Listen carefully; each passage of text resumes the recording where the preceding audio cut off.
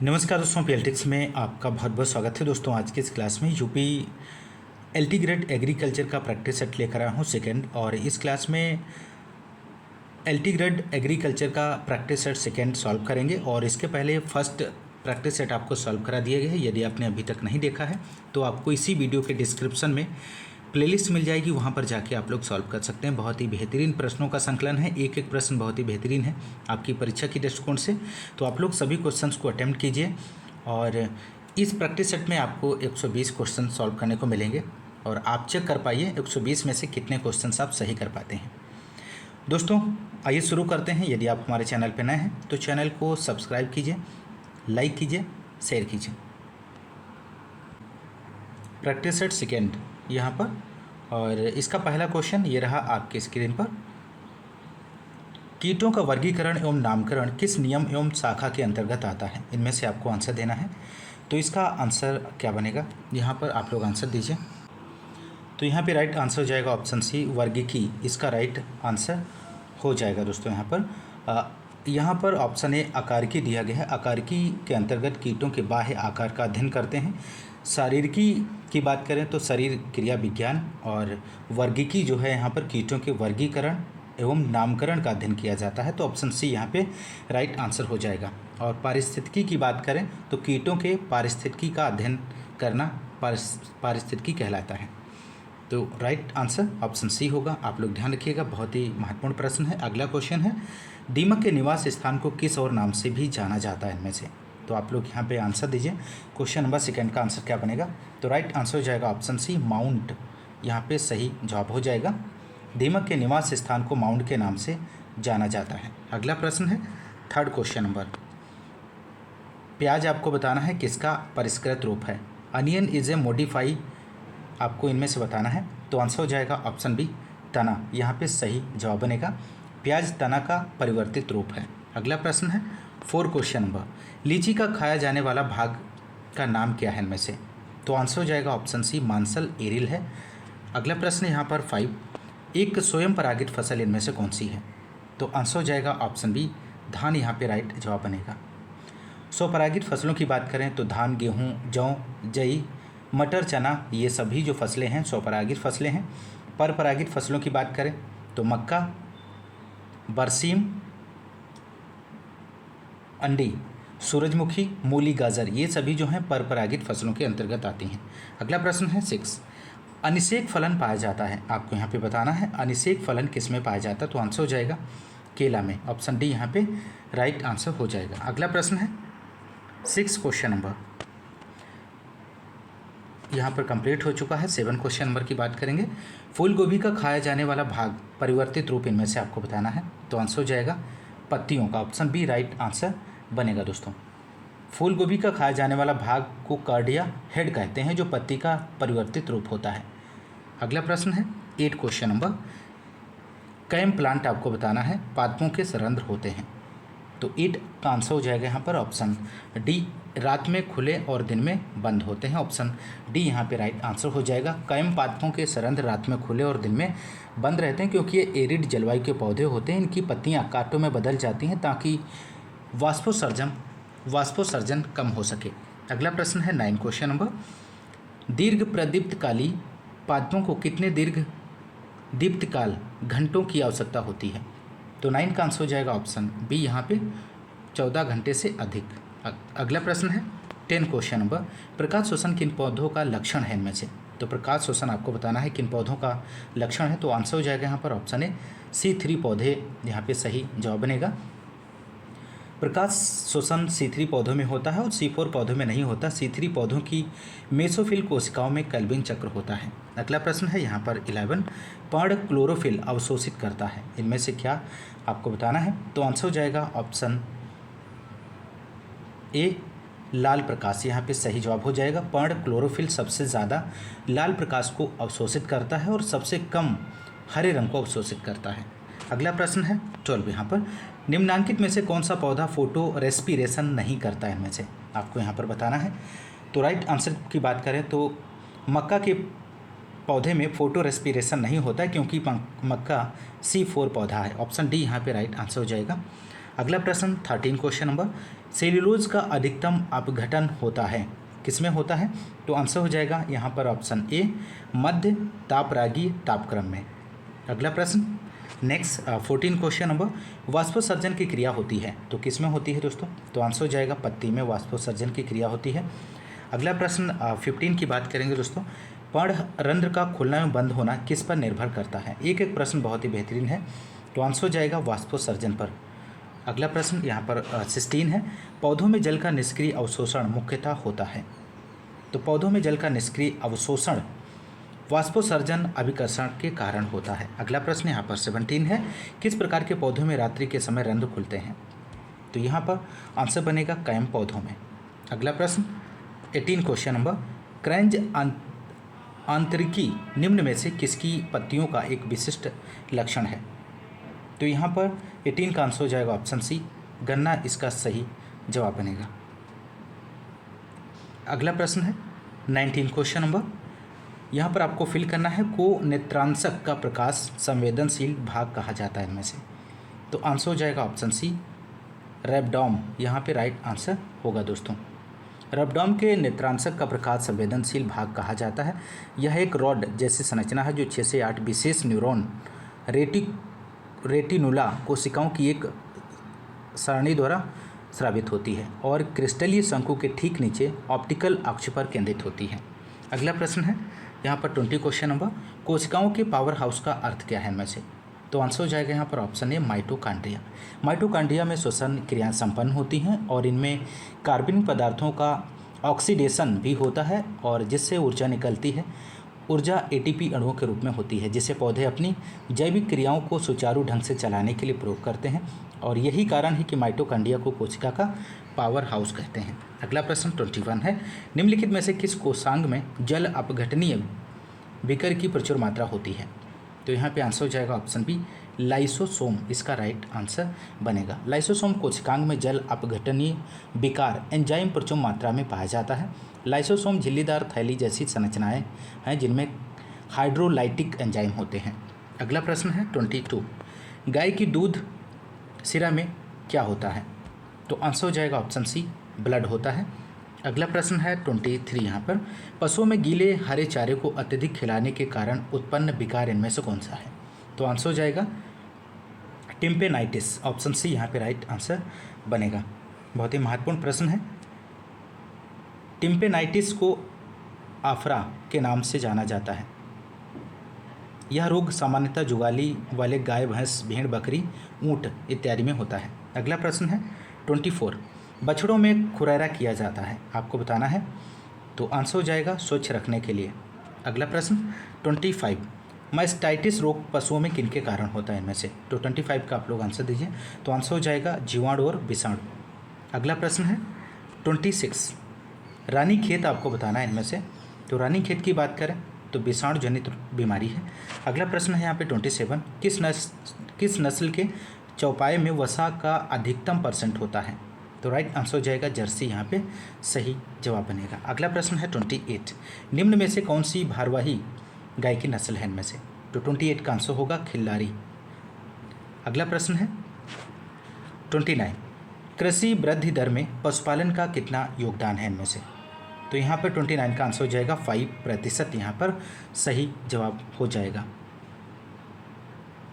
अगला प्रश्न है 30 क्वेश्चन नंबर, गाय एवं भैंस का औसत तापक्रम क्या होता है इनमें से? तो राइट आंसर हो जाएगा 101.5 fahrenheit, option C right answer बनेगा। नेक्स्ट है, पशुओं के शरीर में कैल्शियम की मात्रा कितने % पाई जाती है इनमें से? तो आंसर हो जाएगा ऑप्शन सी 3.3। अगला प्रश्न है, भेड़ का नर भेड़ा मेल शिप कहलाता है, इनमें से क्या कहलाता है? तो आंसर हो जाएगा भेड़ का नर भेड़ा बक या रैम कहलाता है, ऑप्शन बी यहाँ पे राइट आंसर बनेगा। अगला प्रश्न है 33, दुकाजी बकरी की नस्ल इनमें से कौन सी है? तो आंसर हो जाएगा बकरी की दुकाजी नस्ल की बात करें तो जमुनापारी है, ऑप्शन बी यहाँ पर सही आंसर होगा। अगला प्रश्न है 34, भूगर्भीय क्षरण को क्या कहा जाता है? तो भूगर्भीय क्षरण को प्राकृतिक क्षरण नेचुरल इरोजन कहा जाता है। नेक्स्ट 35 क्वेश्चन नंबर है, अवक्रमणिता क्षार मृदाएं बनती हैं इस स्थिति के अधीन? तो आप लोग यहाँ पे आंसर दीजिए, इसका राइट जवाब क्या बनेगा 35 का। तो आंसर हो जाएगा ऑप्शन ए अत्यधिक वर्षा। नेक्स्ट है वर्षा अनुरूपक का प्रयोग किया जाता है। तो वर्षा अनुरूपक का जो प्रयोग किया जाता है और ए और सी दोनों यहाँ पे सही होगा, मृदा चरण के अध्ययन में और वर्षा अध्ययन में। अगला प्रश्न है यहाँ पे 37, क्षार रोधी फसल इनमें से कौन सी है। तो क्षार रोधी फसल की बात करें तो लोबिया यहाँ पे सही जवाब हो जाएगा। नेक्स्ट है मूंगफली की खेती में किस संवर्धन को प्राथमिकता देनी चाहिए। तो आप लोग यहाँ पर 38 का आंसर दीजिए। तो राइट आंसर हो जाएगा ऑप्शन ए राइजोबियम, इसका सही जवाब बनेगा। मूंगफली एक लेग्यूमिनेसी कुल की फसल है। इसकी जड़ों में राइजोबियम सहजीवी के रूप में रहता है जो वातावरणीय नाइट्रोजन को मृदा में उपलब्ध कराता है और मूंगफली में राइजोबियम संवर्धन करने से उसकी जड़ों में इसकी संख्या बढ़ जाएगी जो मृदा को ज़्यादा उर्वरता प्रदान करेगी। अगला प्रश्न है 39, बायोगैस प्लांट में कौन सी गैस निकलती है। तो बायोगैस प्लांट में मीथेन गैस उत्सर्जित होती है। तो ऑप्शन बी यहाँ पे राइट आंसर हो जाएगा। अगला प्रश्न है 40 क्वेश्चन नंबर, पौधों को पर्याप्त और उपयुक्त अनुपात में पोषक तत्वों की आपूर्ति करने की मृदा की अंतर्निहित विशेषता इनमें से क्या है। तो आंसर हो जाएगा मृदा की उर्वरता, सोइल फर्टिलिटी। अगला प्रश्न यहाँ पर 41 है, नहरों के आसपास वाली भूमियाँ निम्न में से किस प्रकार की हो जाती हैं। तो आंसर हो जाएगा ऑप्शन ए सैलाइन हो जाती हैं। ऑप्शन ए राइट आंसर बनेगा। अगला प्रश्न है यहाँ पर 42, प्राथमिक एवं द्वितीयक मृदा कणों के विन्यास को क्या कहा जाता है। तो आंसर हो जाएगा ऑप्शन सी सोयल स्ट्रक्चर कहा जाता है, इसका सही जवाब बनेगा। अगला प्रश्न 43, डिब्बों में फुलाव का कारण क्या है इनमें से। तो डिब्बों में फुलाव का जो कारण है क्लास्ट्रीडियम बोटुलिनम। अगला प्रश्न यहाँ पर 44 है, फल एवं सब्जियों का संरक्षण करने हेतु स्थायी संरक्षण मिलाया जाता है इनमें से। तो आंसर हो जाएगा पोटेशियम मेटाबाइसल्फाइड मिलाया जाता है। अगला प्रश्न है यहाँ पर निम्न में से मार्मलेड तैयार करने के लिए सबसे उपयुक्त फल कौन सा है।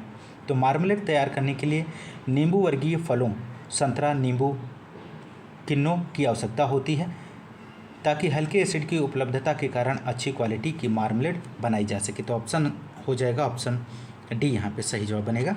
नेक्स्ट है 46, फूलों के पौधों से प्रारंभिक अवस्था में अवांछनीय कलियों को निकालने की क्रिया को क्या कहते हैं।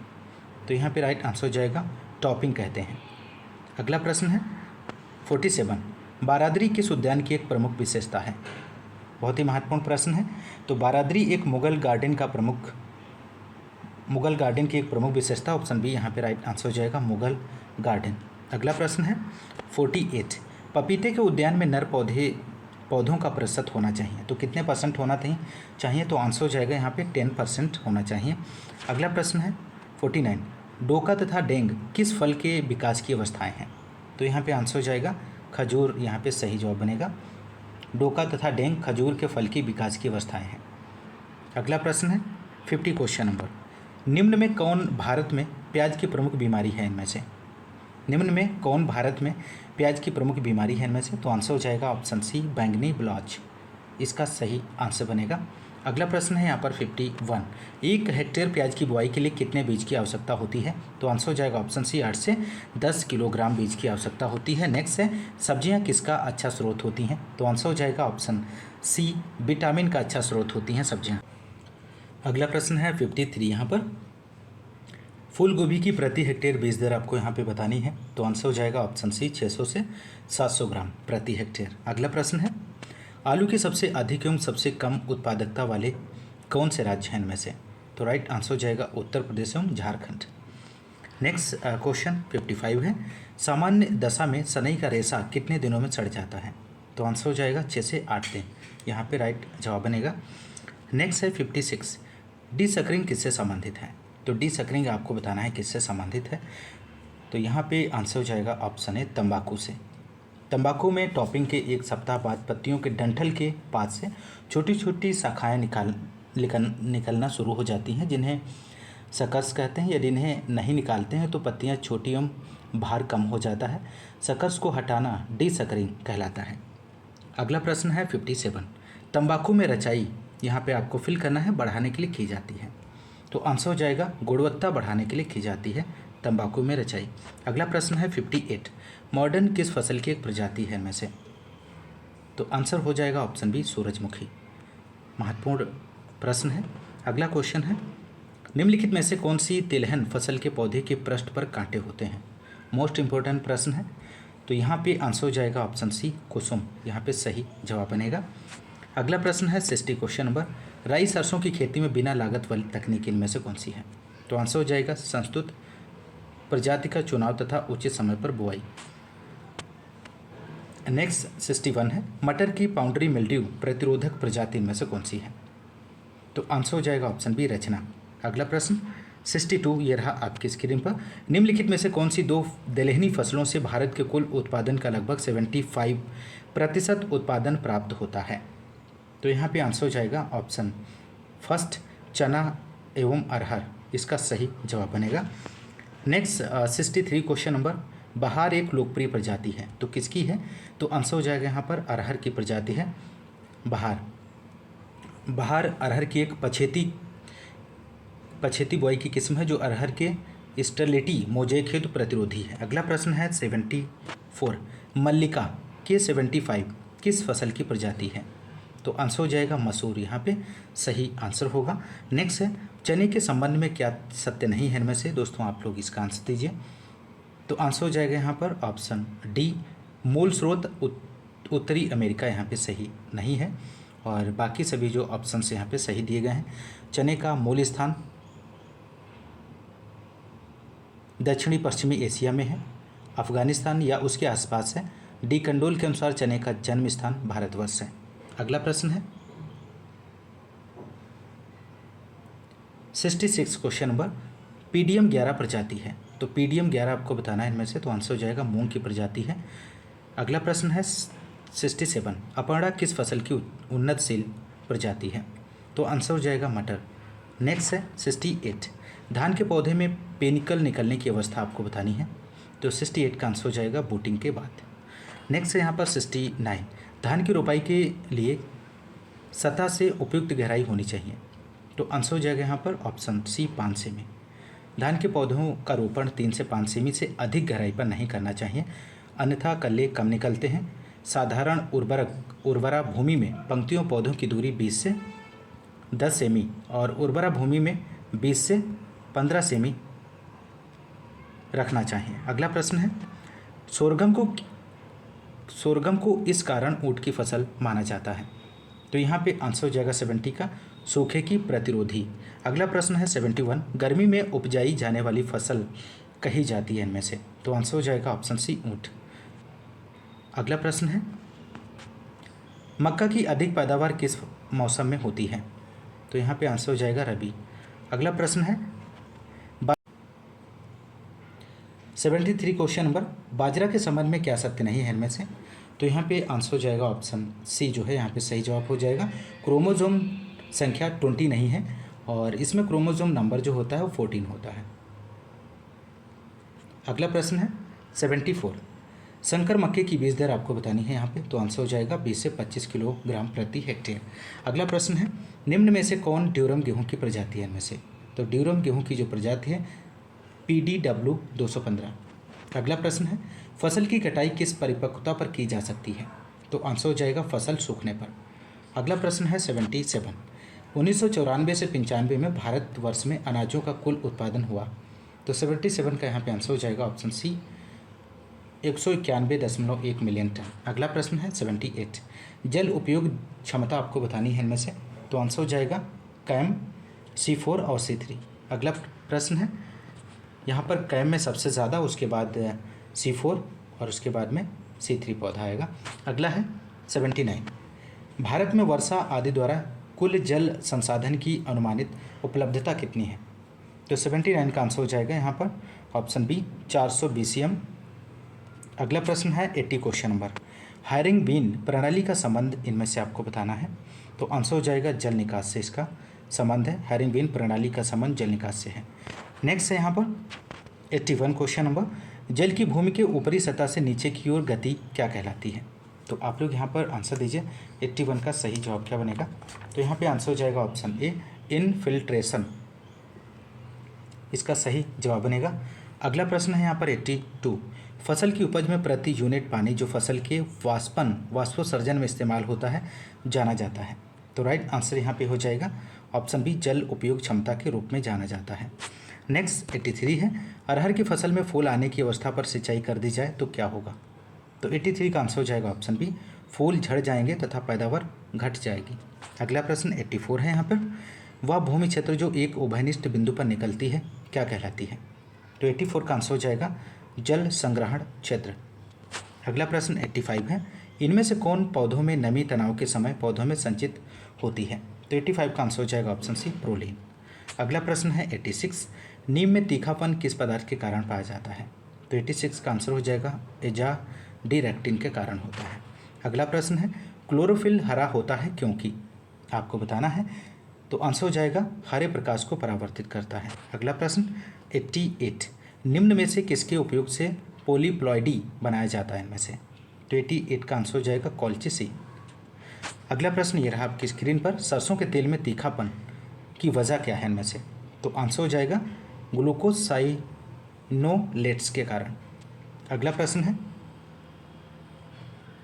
90 क्वेश्चन नंबर, नींबू प्रजाति के फलों में फल झड़न रोकने के लिए उपयुक्त रसायन इनमें से कौन सा है। आंसर हो जाएगा 2,4-D। अगला प्रश्न है 91, प्रचुर मात्रा में विटामिन सी पाया जाता है इनमें से। तो यहाँ पे 91 का आंसर हो जाएगा शिमला मिर्च, यहाँ पे सही जवाब बनेगा। नेक्स्ट है 92, प्याज में तीखापन होने का प्रमुख कारण क्या है इनमें से।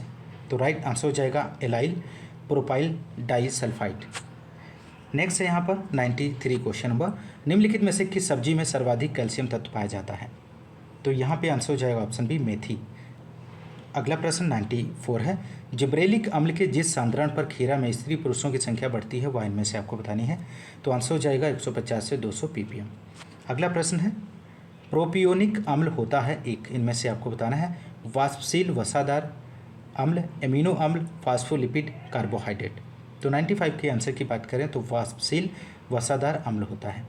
अगला प्रश्न है 96, निम्न में से कौन सी मशीन भूमि की सतह पर फसल के अवशेष होने की अवस्था में शून्य भू परिष्करण के लिए अच्छी नहीं है।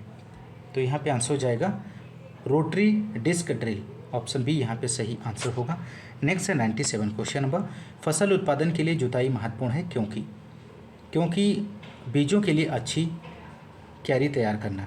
अगला प्रश्न 98 है, जुताई यहाँ पर आपको फिल करना है में पंडित होती है।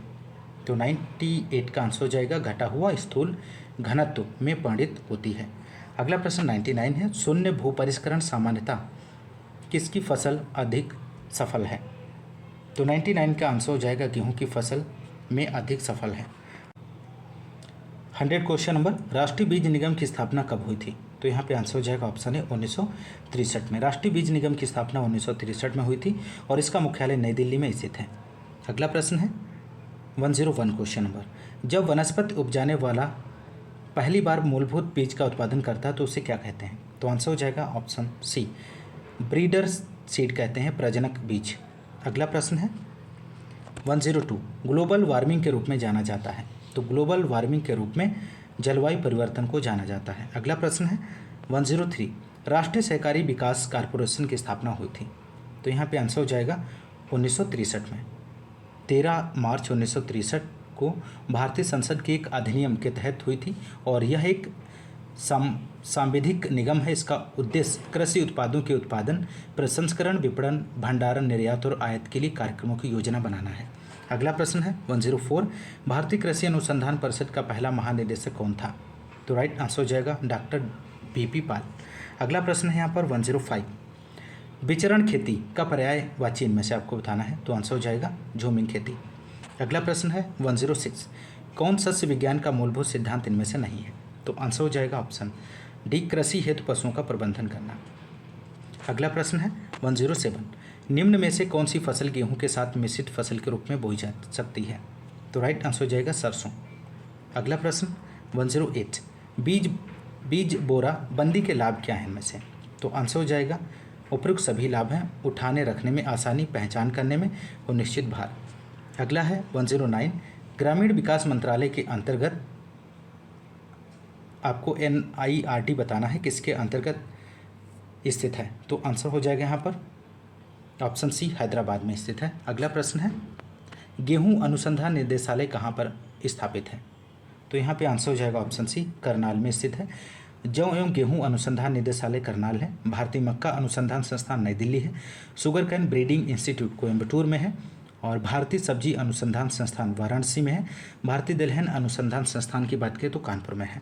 अगला प्रश्न है, IVRI स्थित है। तो आंसर हो जाएगा यहाँ पर ऑप्शन सी, इज्जतनगर। अब यहाँ पर बात करेंगे 1984 ईस्वी में इज्जतनगर बरेली में इंडियन वेटनरी रिसर्च इंस्टीट्यूट स्थापित किया गया था।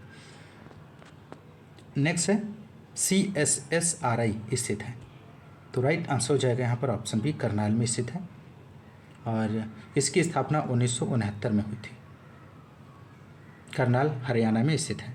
अगला प्रश्न है, भारत में national bureau of soil survey and land use planning द्वारा निर्धारित एग्रो इकोलॉजिकल क्षेत्र बताने हैं आपको। तो आंसर हो जाएगा 20 है यहाँ पर।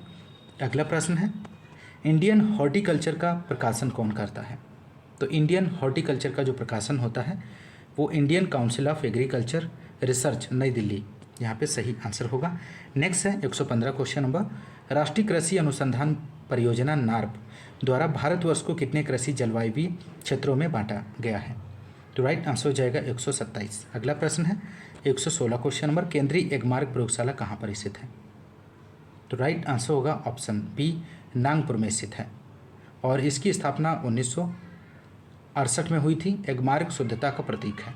अगला प्रश्न है, गन्ना आलू की सहफसल प्रणाली है इनमें से। तो आंसर हो जाएगा शरदकालीन ऋतु की। अगला प्रश्न है, एक भूमि पर एक ही वर्ष में 2 या अधिक फसलें कहलाती हैं। तो आंसर हो जाएगा मल्टीपल क्रॉपिंग कहलाती हैं। अगला प्रश्न है, मूंगफली, अरहर, गन्ना फसल चक्र की शस्य गहनता प्रतिशत क्या करता है। तो यहाँ पे आंसर हो जाएगा ऑप्शन सी, 150। अगला प्रश्न है, कौन सा जोड़ा सही सुमेलित नहीं है इनमें से। एक तरफ फसल चक्र है, दूसरी तरफ अवधि दी गई है। तो आंसर हो जाएगा ऑप्शन बी, चरी, बरसी, मक्का और लुबिया 2 साल। यहाँ पर ऑप्शन बी जो है यहाँ पर सही सुमेलित नहीं है। और चरी, बरसी, मक्का, लुबिया की बात करें तो 1 साल यहाँ पर इसकी अवधि होती है, 1 ईयर। तो दोस्तों इस क्लास में आपने UPLT ग्रेड एग्रीकल्चर का प्रैक्टिस सेट सेकेंड आपने सॉल्व किया। दोस्तों यदि आपको क्लास पसंद आ रही है तो आप ज़्यादा से ज़्यादा लाइक और शेयर कीजिए और चैनल पे नए हैं तो चैनल को सब्सक्राइब जरूर कीजिएगा। मिलते हैं नेक्स्ट क्लास में, तब तक के लिए नमस्कार, जय हिंद, धन्यवाद।